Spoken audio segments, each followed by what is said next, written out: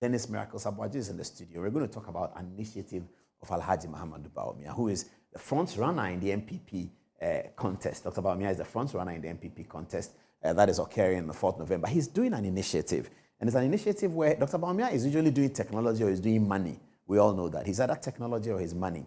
And he has an initiative on money that Miracles is going to tell us about. But I have to talk about Miracles because, Miracles, you know what they say about you?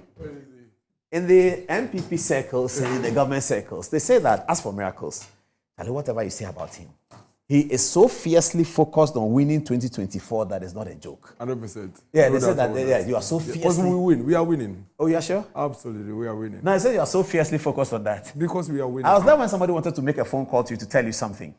Another person told you that, hey, Miracles now, friend, he will ask you that, how does this connect to our victory in 2024? Yeah, everything is 2024. We have to win. And I hear you said that 2024 election is not December 2024, it's now. No, it's now. We are winning now.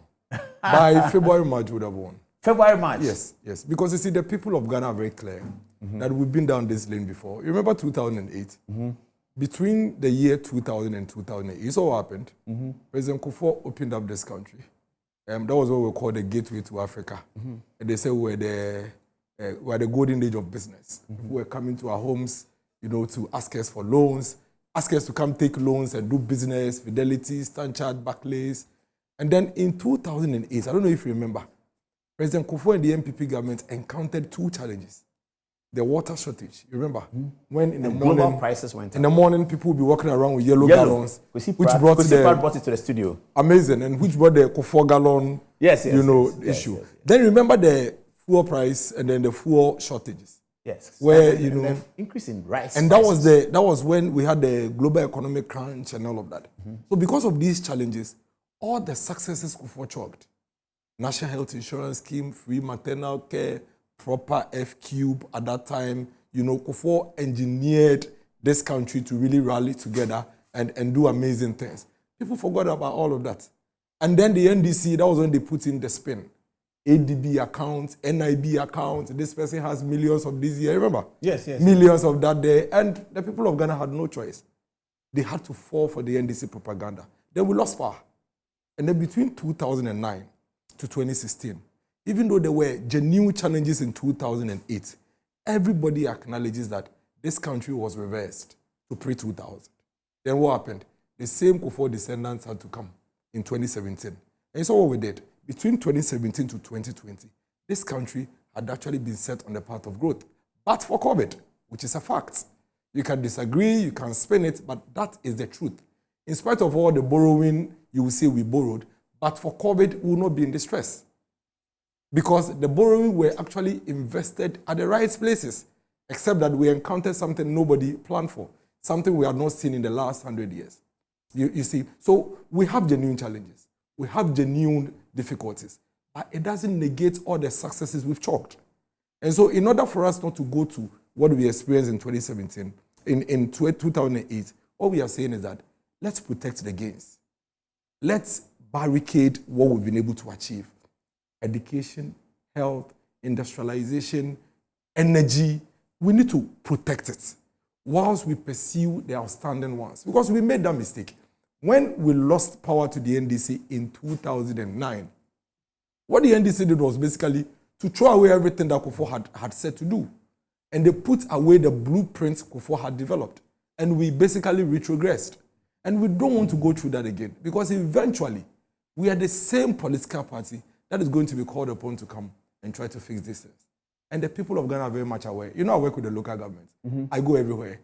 I see things with my eyes. We have major macroeconomic challenges, but we are doing amazing things with the microeconomy.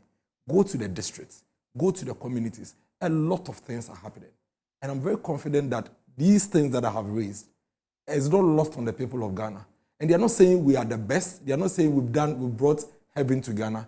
But they acknowledge that between the NPP and the NDC, one delivers results and the other one doesn't.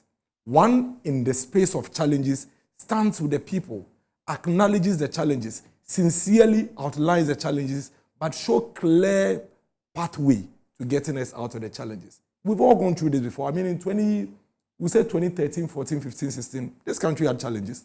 But what happened? The leadership then told us, that if you think it's too hot, get out of the kitchen.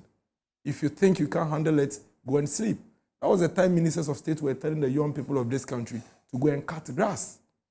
We encounter challenges, we raise it, and the president will say, well, I don't care what you say, even if you get me out of power, I'll do what I have to do. So we acknowledge the difficulties and challenges, no doubt about that. But we cannot afford to make that mistake we made in the past. We need to protect the gains we have made. Whilst we pursue the outstanding things, we can't throw them away. Over 100,000 young people, Paul, were left on the streets of this country for almost 8 years after completing junior high school because of two challenges: inadequate infrastructure and lack of finances by parents to pay for them. Over 100,000, multiplied by 8 years and see. Today, that has been removed. It means so that we made some gains. That 800,000 people have accessed free SHS? More. Who couldn't have gone to school? Even more. Even more. And that's a fact. So even more. Over 1 million? Yes, even more. And you can imagine the future of this country if that had continued. So if you have a president or a leadership that comes and say that, listen, this is a major challenge, and whatever it takes, however it takes, we need to put a stop to this and fix it. We need to protect that gain. Look at our energy sector today. When electricity goes off for even 2 hours, we complain because for the past 4 or 5 years, we are not used to having our electricity going off.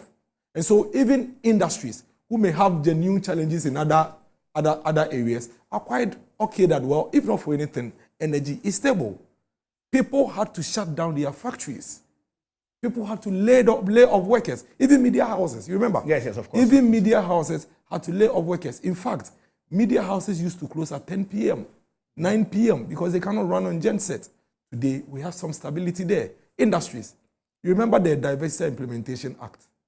A law was passed in the Parliament of Ghana to actually come and sell off factories that were owned by the state. If the NPP was in power between 1993 and 2000, we wouldn't have done that. We would have found creative ways to partner with private sector to revive those genuinely struggling industries. But they were sold, converted into churches, some converted into garages. Today, this is the only time in our Fourth Republic that you have a president and a government that has a deliberate program to industrialize this country. Albeit we haven't achieved all, but there is evidence to show that if not for anything at all, in the last 8 years, these factories are operating because of this initiative by this government. We need to protect that gain. And so we cannot pretend as if it's not happening. You remember before we came to office, we thought everything was fine. COVID showed us that we have a country where between Otchere, you know Otchere? Honorable Adom-Otchere's constituency, Otchere, Ekuapem North, Ekuapem South, Madina, and Adenta, we had only one district hospital, which was Tetekwashi Memorial Hospital. And that's the truth. And I'm sure a lot of people had not even realized. When COVID struck, I was an MC in Ekuapem North, and I saw with my eyes the pain in people's eyes. People sleeping on the floor, people struggling to find places to sleep. We had to go to senior high schools and go and beg school authorities to shut down so we can put patients there.